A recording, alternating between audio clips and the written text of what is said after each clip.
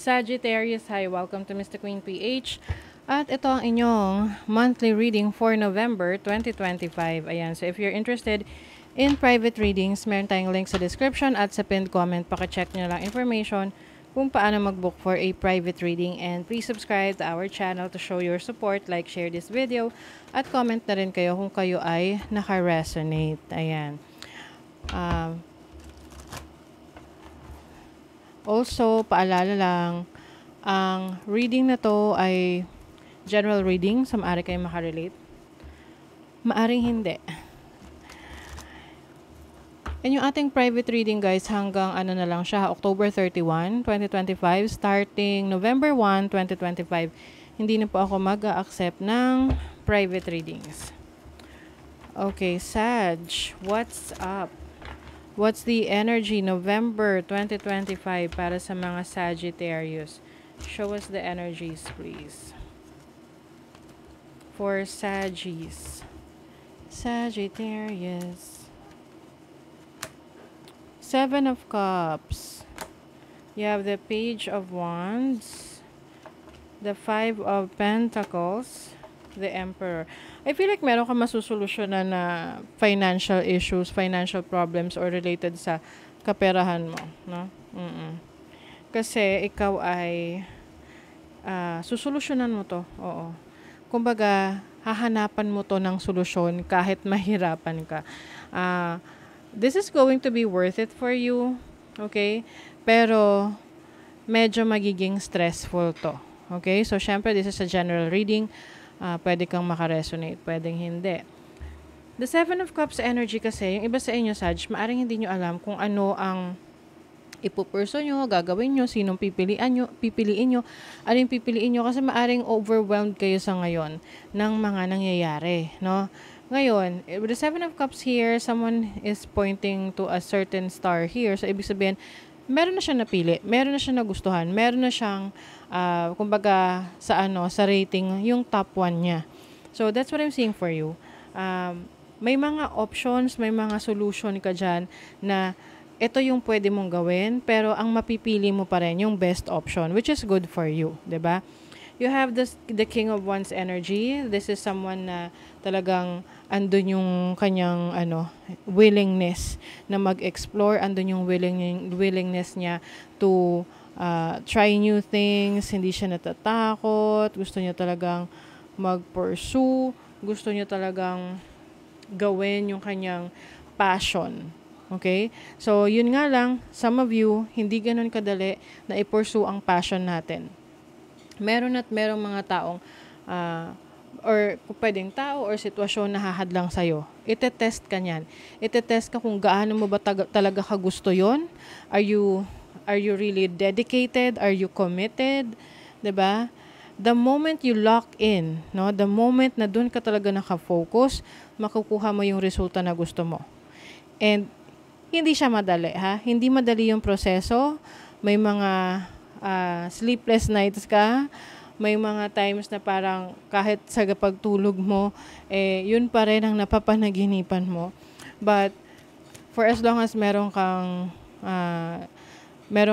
determinasyon, may plano ka, kumbaga may game plan ka, meron kang commitment, it's all going to be work para sa favor mo. Okay? There's something that you need to release, Sagittarius, that you are still holding on to. Ito yung tipong akala mo it's still working, okay pa siya. This can be a relationship or a situation like trabaho or business na parang nag-hold on ka kasi naisip mo, okay pa to, pwede pa to. But actually, it's already crumbling. It's already nasisira na. So, it's time to let that go and focus on new things. Okay?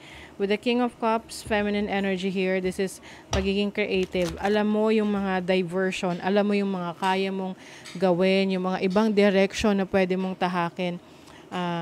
Dahil mas malawak yung isip mo, no? Mas marami kang ideas na pwede mong i-explore ngayon. 'Di ba? It's all going to be worth it with the King of Pentacles energy here. Ito yung Midas touch. Okay?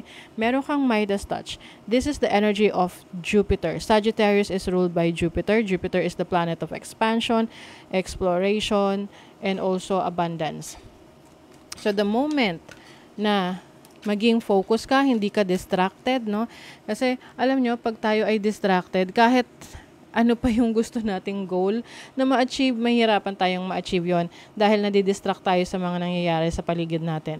But if you're locked in, if you're focused, walang makakapigil sa'yo na ma-achieve yung mga goals mo. You have the Knight of Cups. This is also an energy of person na maaring andyan para sa'yo, willing to help you, willing to offer you support. So some of you, maaring you are in a relationship with someone na may pagmamahal talaga sa'yo. Totoo yung pagmamahal niya. This can be a romantic partner or pwedeng sa family. You have the Two of Pentacles. This is pagiging busy. So, ngayong November, brace yourself kasi magiging busy ka, maraming kailangan gawin, but make sure na ma-manage mo yung oras mo para hindi ka ma-burn out. Kasi pag na-burned out ka, yung mapagod ka, may mga times na parang ayaw mo nang gawin eh. Parang ayaw mo nang ituloy, nadi-discourage ka na. Yun yung iwasan mo. Kasi maaring ma-derail ka talaga dyan. Yung tipong, ay sayang, no? Sayang sana kung tinuloy-tuloy mo. Ganon. Moon perception. Some of you maaring you may feel emotional or parang may fluctuation yung feelings ninyo. Sometimes, excited ka. Sometimes naman hindi. Sometimes, alam mo yun, so, you have to be more focused on your goals, especially sa iyong finances, kung yan yung gusto mo na mag-improve at ma-achieve mo ngayong November. With Venus and Taurus energy, yes, ma-achieve mo yan for as long as you are focused and you are committed sa mga goals mo. Venus is the planet of money, also love. So, kung nandun, magkasama yung love, yung passion mo sa isang bagay, even sa relationship, then success is going to be there, no? Ma-experience mo yung success na yan.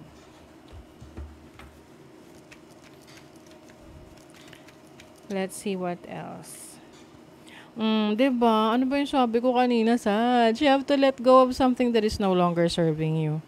Okay? Kayo rin ang mahihirapan eh. Kayo rin yung masasaktan. If you are holding on to something na hindi na talaga okay, na it is already crumbling. Oh, the moment you let go of something that is no longer serving you, mga bagay na nagpapahirap sa'yo, sitwasyon na nagpapahirap sa'yo, doon mo ka makaka-experience ng joy, ng happiness. Yung talagang totoong happiness. May conflict. Maari kasing nilalabanan mo yan eh. Meron ka talagang gustong. Yung ba parang may pinaglalaban ka pero hindi na siya kalaban-laban. Parang ganon. Oo.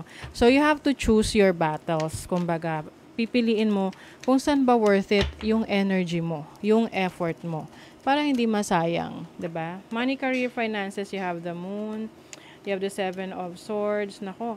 We have the High Priestess. Okay. Saj. You have to take care of your finances. You have to take care of your business or your career. Meron kasing nang sasabotahe sa'yo dito. Pwede rin sarili mo to, self-sabotage. But for some of you, this is a person na pinagkakatiwalaan nyo. Na siya talaga ang sumasabotahe sa mga plano mo, sa mga goals mo. Pwedeng sa trabaho yan, sa business, or even sa finances mo. This person is secretly hating on you. Okay? Kaya, pag nakikita ka niya na ikaw ay distracted, walang direksyon, deep within this person, gusto niya yon. Okay? Gusto niya yon. Kaya patunayan mo sa tao na to, hindi ka distracted. Sa love life, we have the Ten of Wands, Two of Swords, and the Five of Pentacles. Saj, kung kayo ay nasa isang relationship, na parang feeling mo, ikaw na lang lahat ang nag-e-effort, it's time to let go. Okay? It's time to let go. Kasi ikaw ang nagpapahirap rin sa sarili mo. Hindi mo nagagamit or nakukuha na experience yung potential mo. Kasi may nagtitiis ka sa isang sitwasyon that is no longer serving your highest good. Okay? It's time to make a decision. It's time to make a decision. Let that go. Soul alignment. It's time for a radical change. Oh my God. How can you show up to yourself in ways you never have before? 'Di ba? So, it's time to show up for yourself. Ano ba yung pangarap mo para sa sarili mo? And do something about it. Gawan mo yan ng paraan. I-align mo yung sarili mo doon sa goal mo. 'Di ba? Para mag-meet sila at boom, makuha mo yung resulta na gusto mo. So that is your reading, Sagittarius. Thank you so much. See you again.